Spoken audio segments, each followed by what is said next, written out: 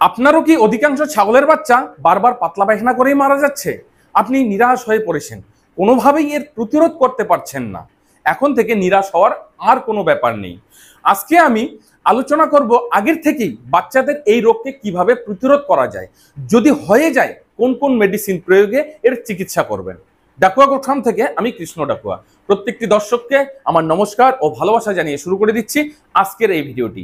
সম্পূর্ণ ভিডিওটি দেখার পর ভিডিওতে দেওয়া তথ্য যদি আপনাদের ভালো লাগে ভিডিওতে একটা লাইক করতে ভুলবেন না, সঙ্গে ভিডিওটিকে বেশি বেশি করে শেয়ার করে দিয়ে সবাইকে দেখার সুযোগ করে দেবেন। আর যে সকল দর্শক আমার চ্যানেলে নতুন, যদি ছাগল পালন এবং ছাগলের বিভিন্ন রকমের রোগ, তার চিকিৎসা ও মেডিসিন সম্পর্কে জানতে চান, চ্যানেলটিকে সাবস্ক্রাইব করে বেল আইকনটিকে দাবিয়ে রাখুন।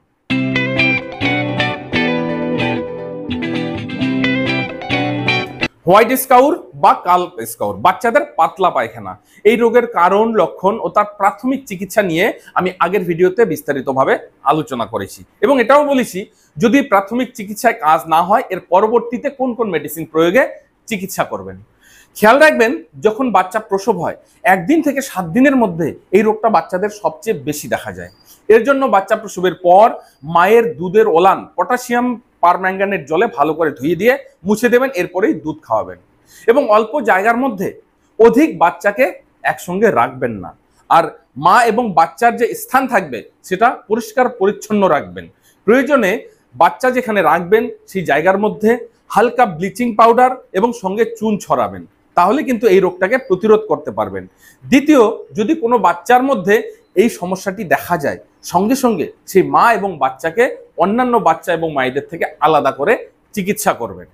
এছাড়াও যে সমস্ত খাবারের পাত্র দেবেন বাচ্চাকে, সেই পাত্রগুলো যেন পরিষ্কার পরিচ্ছন্ন থাকে।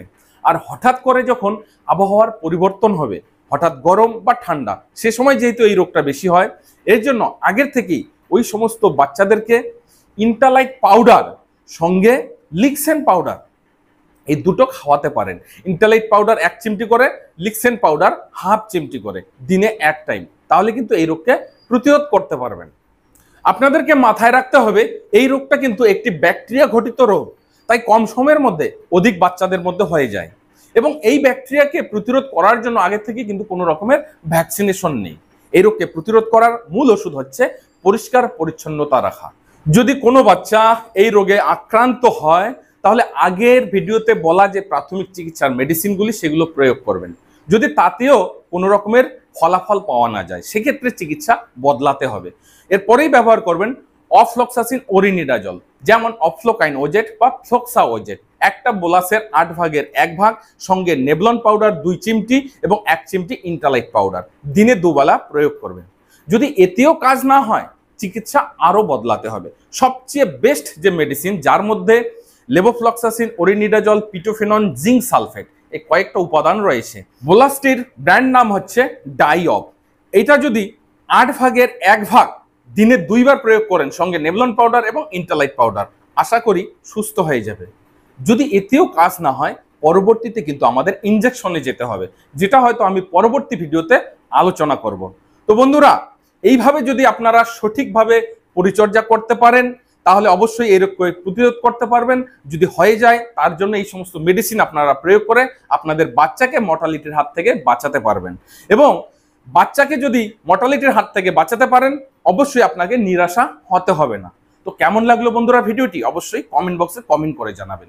যদি আরো কোনো বিষয়ের উপর আপনারা ভিডিও দেখতে চান, সেটা কমেন্টে লিখবেন। আমি অবশ্যই চেষ্টা করব আপনাদের কমেন্টের উপর নির্ভর করে ভিডিওগুলি বানানোর জন্য। আজকের ভিডিওতে আমি এখানেই বিদায় নিয়ে নিচ্ছি। পরবর্তীতে নতুন আরেকটি ভিডিও নিয়ে আপনাদের সামনে হাজির হব। ততক্ষণে আপনারা সকলে ভালো থাকুন, সুস্থ থাকুন। জয় হিন্দ, জয় ভারত।